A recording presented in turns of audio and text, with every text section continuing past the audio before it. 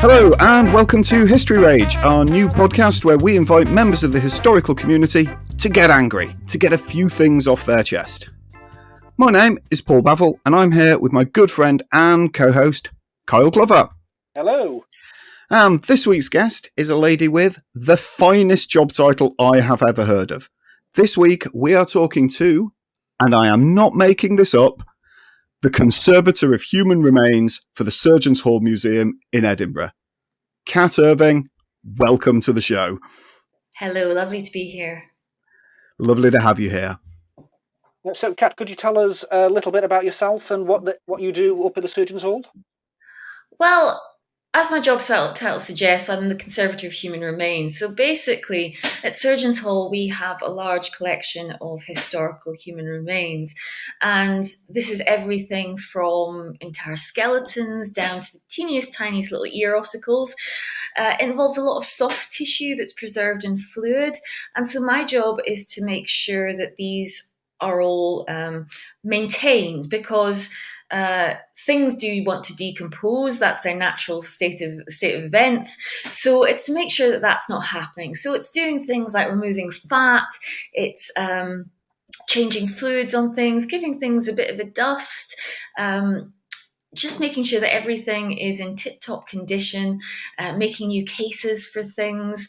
And so making sure that they're looked after, and also making sure that they're given the level of respect that they deserve as human remains. Sounds like a bit of a gruesome job. I don't think it's so gruesome. I mean, it's lovely to actually be able to spend the time with these people. I feel that is a huge privilege, and I love my job more than anybody loves their job. It's a thing that I genuinely enjoy, and making sure that these things are looked after and respected, I think, is incredibly important. And so, the fact that some of the things, dealing with all that fat, sometimes things have mold that needs to be removed. It's not the pleasantest. Sometimes things are a bit smelly. It's still a wonderful job, and I think it's very, very important that it's done. Well, moving from the thing that you love the most to the thing that you hate the most, onto the rage. Kat, what is the one historical thing you just wish people would stop believing?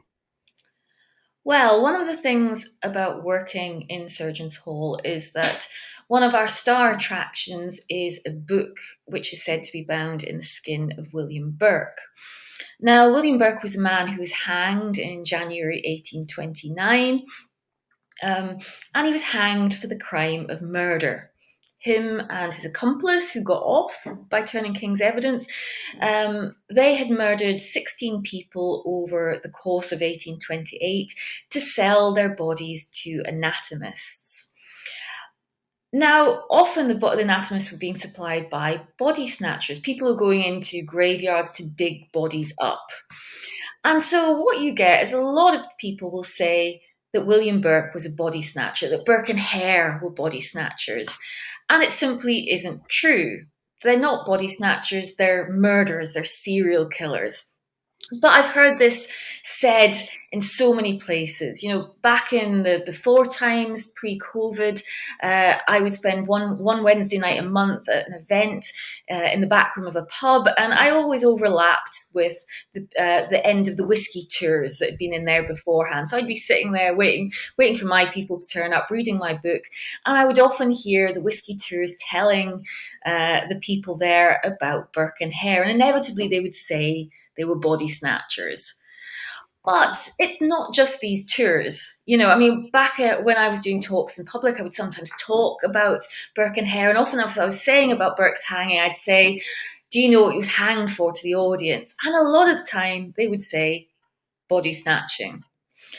If only it was a hanging offence. And it's not even, just that, even in sort of more professional situations, the TV series Penny Dreadful, they had a scene where the character of Dorian Gray went to a waxworks museum and sees two shadowy figures digging up bodies, and he says that's Burke and Hare, the body snatchers. And I've even heard university professors make the same claim, saying the body snatchers Burke and Hare. And as I say, that's just not what they were. They were too lazy for that. Digging up graves, it's hard work. Yeah, 'cause you mentioned that. Myself and Kyle recently were at the Chalk Valley History Festival, and we did a demonstration on how to snatch a body, which if the Surgeons Hall Museum would like it, it's available. And yeah, it was hard work. Throughout, we kept a Burke count by the cross section of a grave we'd built for all the people that had come up and go, "Oh, is this all about Burke and Hare?" 26 over the course of a weekend, and you can see why they kind of like cut out the work. Yeah, I mean that's it. You know, they're taking the easy route. You know, killing someone in the way that they did. You know, it's a lot easier than going into a grave at night, trying to avoid the people that might see them and be quite angry about the fact they're doing this, and then going through the actual, you know, the dog's work of digging up the grave and pulling the body out, and then having to sneak it around the place. We can confirm it's quite hard work. That's why we got our friend Rory to do all the actual digging when we did our display. We did all the talking instead. It's not easy using a wooden shovel. Yes.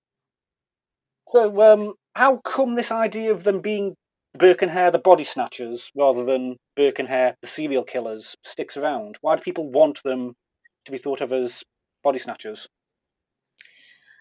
I think there's something about the idea of body snatching which does cast a particular horror into people's souls, even now, sort of several hundred years after the prime of body snatching taking place happened. You know, I think that it's just something that gives it an extra layer of terror. You know, people are much more used to stories of murder and serial killers, whereas body snatching, it's got that extra frisson of something or other that just chills people's souls. So I think that certainly has something to do with it. And we can see that in the film from 1945 with Bela Lugosi and Boris Karloff, which was set in Edinburgh after the Burke and Hare events, the Westport murders. And it shows somebody who evolves, shall we say, from body snatching into murders. But they still call the film The Body Snatcher because that's what they think is going to draw people in and give it that air of horror that, as filmmakers, they were obviously looking for. Well, yeah, murderers are 10 a penny, aren't they? You know, body snatchers are something a little bit rarer, a little bit creepier, a little bit more horrifying. Yeah, certainly. So, I've got a couple of questions here for you, Kat, that we're probably going to get another guest on in a later series that I'm going to ask the same questions to. But you're very much from the kind of surgeon anatomy side. Do you consider the body snatcher to have been like the essential service, the heartless criminal, or that balance between the two? Where do you stand on, you know, the moral view of the body snatcher? Well, it's certainly a bit of both, isn't it? Because from the point of view of the anatomist, dissection was utterly essential to what they were doing. You know, you often hear it portrayed as being just something that's being used for teaching medical students, but it was so much more than that. You know, the dissection was being done to do research, try and understand the body more in advanced medicine. It was also being done for surgical practice, which is a very, very essential thing. I mean, if you think particularly that this is the time before anaesthetic, the idea that the surgeon is performing a procedure on you for the first time, having never done it before, you know, I mean, it doesn't even bear thinking about. And so the example that I always like to give here is Astley Cooper. You know, Astley Cooper, who was like the superstar surgeon of the early 19th century. And he was a man who got to the position that he was in from doing the grunt work. He did a lot of dissection. You know, he had a very good relationship with body snatchers. You know, he would pay them a retainer in the summer months when you didn't do as much dissection. He'd often give money to their families if they ended up in prison. And he had them deliver bodies to his home so that he could do dissection before breakfast. And Astley Cooper ended up, you know, the equivalent of a millionaire of his day, and he was one of the most famous surgeons of the time. He operated on the king, but he was doing this from a position of really knowing his way around the body from having done all these dissections. His nephew Bransby, not so much. Bransby had seen that his uncle had got this wealth and fame, and he kind of wanted a bit of that too. So he followed his uncle, down that path, and he becomes a surgeon. But he'd been a bit lazy about doing all the dissection, and so the day came when he was going to be performing an operation which is called a lateral lithotomy on a man called Stephen Pollard. And Stephen Pollard was really, really happy that he was having the nephew of a famous surgeon carrying this procedure out on him. Could you just, for a moment, for the people who are not anatomically trained, and myself, I'm a former anatomy student, but could you just, in layman's terms, say what that lateral lithotomy is? Okay, so a lateral lithotomy is a way of removing a bladder stone. Aha. So a bladder stone was an incredibly painful condition to suffer from. People, went mad with the pain. And the lateral lithotomy was a way of removing a bladder stone that had been developed the previous century, again by somebody who was carrying out a lot of dissection. And it involved making an incision just behind the scrotum. So you make the incision behind the scrotum, you get the scalpel in to where a probe has been put up the urethra of the penis till it gets into the bladder, so you know where to cut to. And then you widen that with your finger, and then you use a pair of forceps to pull the stone out. And I now can't sit down. You need to be fairly confident in what you're doing, because you don't want to be, missing the stone and making the procedure taking longer than it should do. Because remember, there is no anaesthetic at this point. Yeah. And I gather then that Astley Cooper's nephew is not the choice surgeon you might want if you're having this done at all, anaesthetic or not. So Bransby Cooper, this procedure should take under 10 minutes.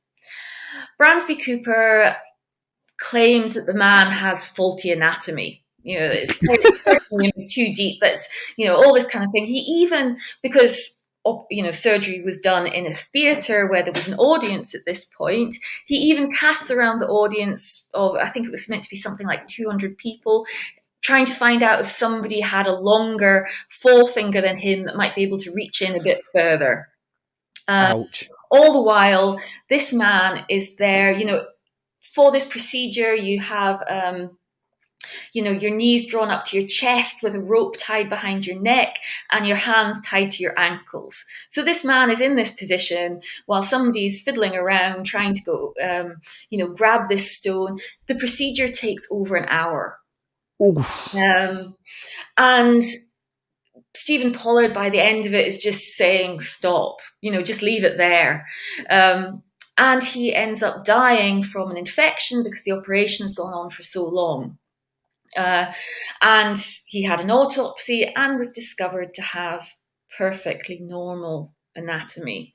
And you can actually see the stone that was removed, 3 centimetres wide, at the Gordon Museum in London. So this is the difference, if you know your way around the body, these kind of things aren't going to happen. So having the access to bodies for dissection is very, very, very important. And Surgeons' Hall is the Museum of the Royal College of Surgeons of Edinburgh.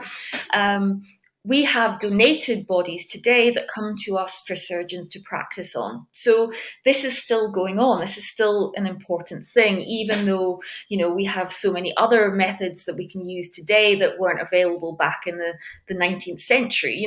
The actual hands-on practicing of these techniques is still used as part of surgical training. So getting the bodies is very, very important. But on the other hand, people didn't want to be dug up. They didn't want their loved ones to be dug up. At this point, there was a belief that if you weren't buried intact, then your soul couldn't rise come Judgment Day, and you would be denied, an immortal soul. And of course, people being dug up, it's when people are in the depths of grief, so it's a very cold, heartless thing to be doing to people, um, to be digging up their relatives, to be seen to be denying, their chance of eternal salvation. They're not just digging up relatives as well. I mean, my researchers pointed me at they're digging up relatives literally straight after the funeral. People aren't in the ground, more than 12 hours a lot of the time, are they?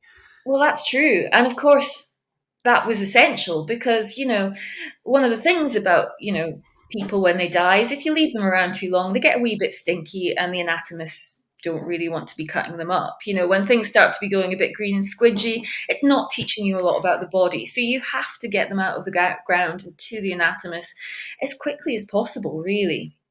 Talking about the acquisition of bodies, then, of course, what kills off the body snatching trade is the 1832 Anatomy Act, which, for the listeners that are not thoroughly into the Anatomy Act, basically what that allows is that the people that died in the workhouse who were not claimed could be given over to the surgeons for dissection. Now, this is the other part of the moral quandary here, Kat. It's like, where do you stand on the Anatomy Act? Well, I mean, the Anatomy Act is a very, very complicated thing. There were a whole lot of threads going into both the formation of the Anatomy Act and the results of it. But it certainly meant that a lot of the people who were being dissected were the poorest and most vulnerable members of society. And after the Anatomy Act, 57,000 bodies were dissected, in 100 years in the London schools alone. And I think it was something less than 1% of those weren't from the poorest members of society. So it's definitely taking something, because prior to the Anatomy Act, the legitimate source of bodies was from the hangman's noose. It was seen as a punishment for murder. So you can see that the Anatomy Act makes it seem like it's a punishment for being poor. Yeah. So, yeah, again, we're still on that same knife edge of morality. The benefits to people from medicine, from the medicine that's being researched by these bodies, it's a huge benefit to society. But you're also preying on people who, were very vulnerable. So sort of trading one form of immorality for another, you might say. Yeah, yes, it is. And that didn't change until we get into the 20th century and body donation becomes the much more common way of supplying these bodies. And that didn't really start to happen until between the First and the Second World War. In fact, in 1832, just a few months after the Anatomy Act passed, there was the case of Charlotte Bohm, who was a woman who she was described as having extraordinary opinions. And she had a child outside marriage. She died, as many women did at that time, very shortly after the birth. And she wanted her body to be sold to anatomists and the money raised to be given to charity. The problem was that the idea that somebody would donate their body was so alien to everyone at that time that they actually arrested her brother for murder, who'd taken the body along. Interesting. Okay, so moving on from your actual day-to-day work rather than historical crime, we've kind of touched on this a little bit earlier in your introduction, but what goes into the actual logistics of keeping such a vast collection of human remains on display and in such good condition? I mean, I've been to the Surgeons' Hall recently. It is a very fine museum and very well laid out. So how do you do it? Well, in terms of the actual of looking after the human remains, I kind of think of it as being like the sort of fourth bridge. The idea that you get to one end of it and you've got to, you've painted it all and you've got to go back to start again. So it's kind of like that with looking after the human remains. The drive for decomposition has to be constantly fought against. And even things that you think of like bones, they can get fatty, that needs to be dealt with. They need dusted, things like that. And some things are constantly just needing the fluid changed. Again, tissue with a lot of muscle that tends to be fattier will tend to need the fluid changed much more regularly than something, something less fatty. So, yeah, it's a sort of constant battle against that. And it's always a sort of fascinating job because as you do these things, you really get involved with the stories of the people that you're working with. And again, that's one of the pleasures of what I do, is actually feeling like you get to know people. And sometimes you get to know them very well, sometimes it's a more casual relationship, you might not know much about them, but there's always that amazing feeling of really touching someone from the past. I mean, obviously, in more than just the sort of literal sense. So, there's also the work of actually researching the people that we have, and yeah, it's endlessly fascinating. And of course, we were talking about the fact that a lot of these people would be poorer members of society. These are the stories that are often not heard from history. So I think that's something that gives it an extra importance, that that we look after these things and we're remembering the people involved in them. And I do think that there's something that you get from seeing human remains that you don't get just from reading the stories on paper. Yeah. Yes, that kind of ties into my next question on the ethics of displaying human remains. Some people get quite tetchy about it, but I think you've kind of answered the question already. That these are people and bits of people, and it's important to respect them as such. Yeah, I mean, I do think that the question of displaying human remains is always going to be contentious, and Mm. I don't think we're ever all going to agree. Um, Obviously, I couldn't do the job I do if I didn't believe that we could do it with respect and that it wasn't an important thing. So yeah, I think it's definitely going to be a question where there's always going to be debate about. But I think that there's a way of respecting the people from the past and honouring their stories and being able to use human remains to talk about who these people were and understand them better. But there's also things that are very important for us today. I mean, some of the work that I do involves sort of sampling, and you can do genetic sampling with very, very tiny pieces of tissue nowadays. So things that we've looked at recently have included the development of the flu and the measles viruses. And obviously, with the situation we're in with coronavirus, you can see why maybe understanding virus evolution is Mm. important. So there's that level of the importance of these kind of collections as well. As I said, I've been there fairly recently, and you do have a policy of no photography in the galleries where there's human remains, which is quite contrary to a certain other tourist attraction that actively encourage you to take photos of Burke's skin and bone fragments. So I thought that was an interesting juxtaposition of the two ways of showing basically the same human remains. Yeah, I mean, I kind Not of naming think any that, names, but you know the one. and I've never seen that one, I have to say. Um, yeah, I mean, I think there are certainly things that you shouldn't be able to do with sort of displays of human remains, and so yeah, our policy of no photography is in line with how we feel.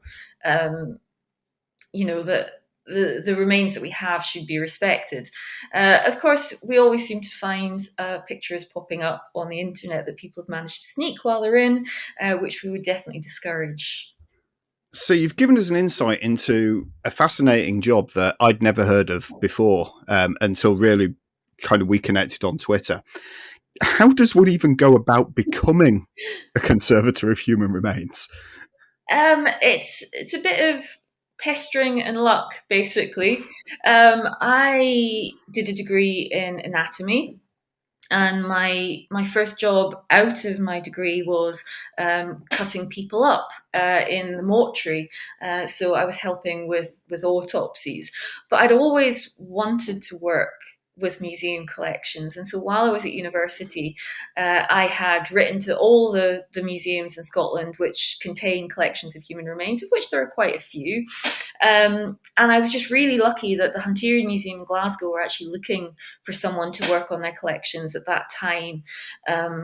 But there was no one out there with the skills. And so they were prepared to send me down to the Royal Culture Surgeons in London, to have Simon Moore, who's an expert in fluid conservation, coming to Glasgow to work with me there so that I could learn the skills required to do this job. And, that's 20 years ago now. So Thank you.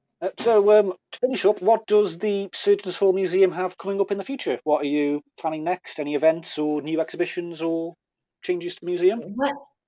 Well, it's a very, very exciting time for us at Surgeons Hall, because I'm speaking to you at the end of August, and on the 11th of September, we're opening both our new gallery, Body Voyager, which is looking at the future of surgery, so surgical robotics. And we're also opening our new temporary exhibition, which is called A Model Education, which is all about anatomical models and the way they've been used for teaching. So these are both things that were delayed by COVID. So A Model Education was meant to open in April last year, and Body Voyager was meant to open last September. And obviously that didn't happen for the way that so many things haven't happened over the last 18 months.